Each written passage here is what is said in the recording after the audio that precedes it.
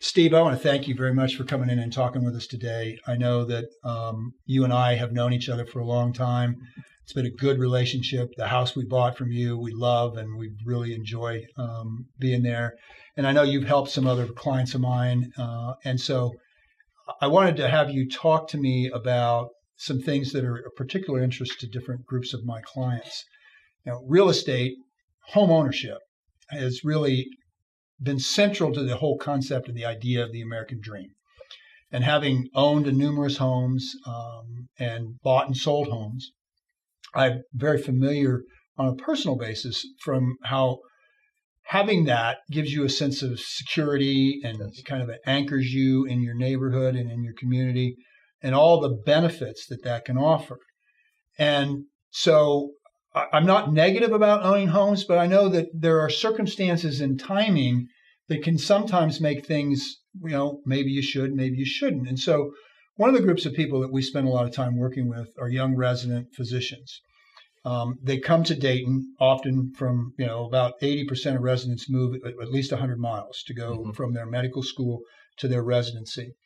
And depending upon the specialty that they go into, they're here in Dayton or whatever city that they're going to do their residency. They're there from 3 to maybe 5, 6, or 7 years. Again, depending upon the length of the study that they have to do to complete their training. And so, and they also start generally from a financial standpoint, they're 7, 10, maybe 12 years behind their contemporaries. In other words, they're not actually don't even have their first job until long after the people they grew up with have started working. And they generally have a mountain of student loan debt. I mean, it's not unusual to see individuals with more than $300,000 of student loan debt. As a matter of fact, it's gotten to the point where that's almost kind of a common number anymore. And so given that set of circumstances, a relatively short timeline for how long they're going to be in the community, and the other things that are kind of routine for that population, what's your feeling about whether somebody should come to a community and buy a home or rent under those circumstances? And also keep in mind that some of them are single, some of them are married, and some of them have families. And so all of that kind of comes into play. So share with us your wisdom on that. Well, Keith, one thing that I just have to say to start, and that is I used to think that buying a home, owning a home was an American dream. But in my travels formerly as the president of the National Association of Realtors, that same dream, that same desire to own your own home is shared not only here in America, but certainly throughout the world. Everyone wants to be the king of their castle, the queen of their court, however you want to put it. And, a home, we call it a home. It's not just a house. It becomes a home. It becomes a home that is filled up with memories and events that are very personal and very much a part of the center of the family. Whether that family is defined as a family with children or a single person, it's still a family, and the family structure is still living out their life within those precious walls. So when it comes to buying a home, I think what the recession in the mid-2000s showed us, and that's that not everyone should buy a home. At some point in time, it becomes a very good financial decision. In fact, the Federal Reserve has some pretty comprehensive studies that show that home ownership does tremendously help one's wealth accumulation. And the studies are just phenomenal. So eventually, buying a home is a good financial decision. But that decision has to be based upon, especially at this point in a resident's life that is saddled with debt, but has a tremendous opportunity for financial well-being in the future. It has to be based upon good financial reasoning and decision-making power, something that you can help guide these residents through in this formative time in their life. But buying a home should be based upon, first of all, I think, how long are you going to be in the community? And sometimes that's very well known. If it's a 3-year program, a 5-year program, you really know the length of time. Sometimes you don't know. And you can be transferred and, programs change and you go off to some other place. You start off as an anesthesiologist, you become a psychiatrist. Exactly. I've seen that happen. Exactly. So you want to make a decision based upon how long you think you will be in the community. Mm-hmm. I would tell you today in our market that you should be here between 3 and 5 years if you want to purchase a home. Why is that? Well, because our market appreciates on the basis of, on the average, of 2 to 4% a year. Well, your closing costs when you go to sell a property are generally, you can kind of lump sum them in a rough rule of thumb into 6%, 6 to 7%. I would say generally 7%.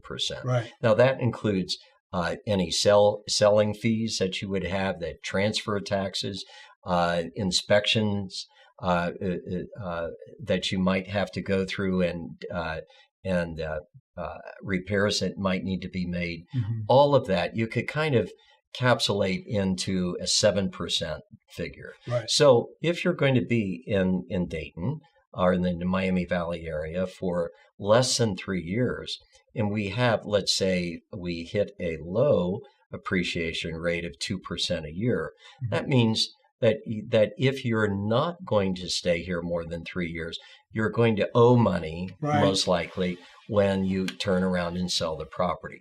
So you have to make that decision as to what the appreciation rates. Now, right now in our market today, doing very well. We're doing very well. We are clearly at the high end of that average. So 4% a year would be most anticipated. I would say, especially we see this for the next 3 years. So mm-hmm. here in 2018, for the next 3 years, the market in the Miami Valley area should experience something closer to a 4% appreciation. Mm-hmm. If that's the case, then buying a shorter home, time period makes more sense. Makes good sense. And there is a difference between certainly buying and renting. Right. No one washes a rental car.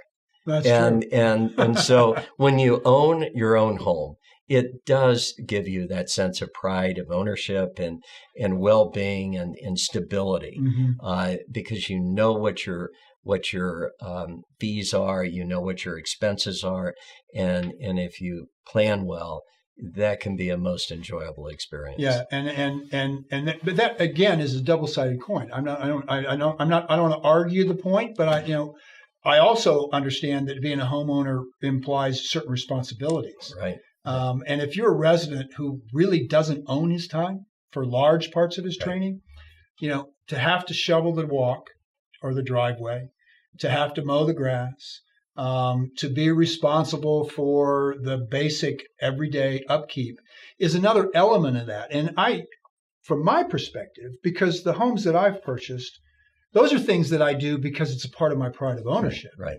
I'm also not chained to my job the way some people are. Yes. And that creates some questions about that. So from realistically, there's the other things that are involved in that too, that you don't necessarily face when you rent. But at the same time, the other side of that is that the peace of mind, the comfort that you have in your own home, as opposed to an apartment or a home that you rent.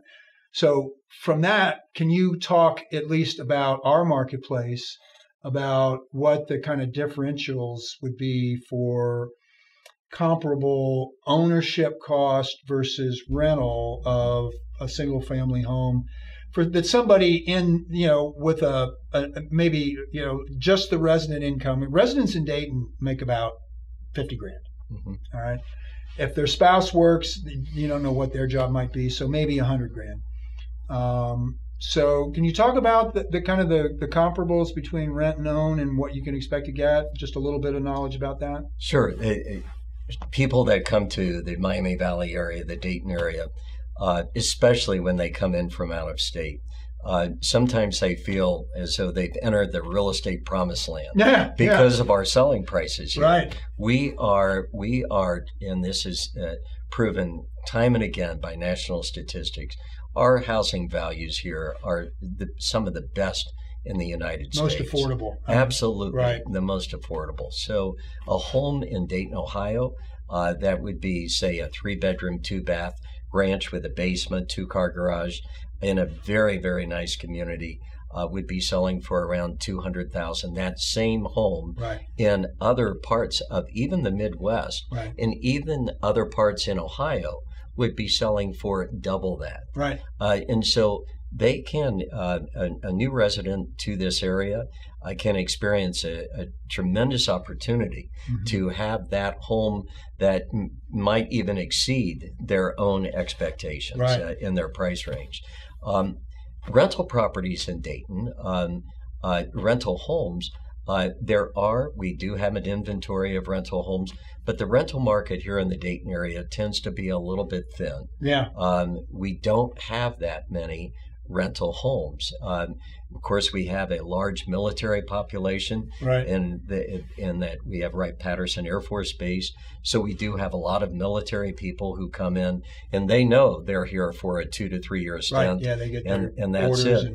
And so many of those rental properties are absorbed right. by the market very quickly. That's an interesting So- dynamic I hadn't thought about. Yeah, well, so I would say looking for a rental property here in the Miami Valley will be a bit of a challenge Mhm. in finding something that's in the right school district that you want your kids to go Sure, to, sure. in the right proximity to work. That's sometimes very important to Absolutely. residents, that they would be within so many minutes of the hospital, Mhm. and so forth. So there would be, I think, it might be a little bit more challenging to find that single family home. With that said, there are many fine apartment complexes in and around the Dayton area that would probably satisfy certainly a single Yeah. person, Right. size wise. Be probably a little tight for a family, Yeah. but there are many options. But the bottom line to all of those options, even the rental option, is that it's the most affordable you're going to see wherever you go in the U.S. Thank you very much, Steve, and we'll look forward to talking to you more.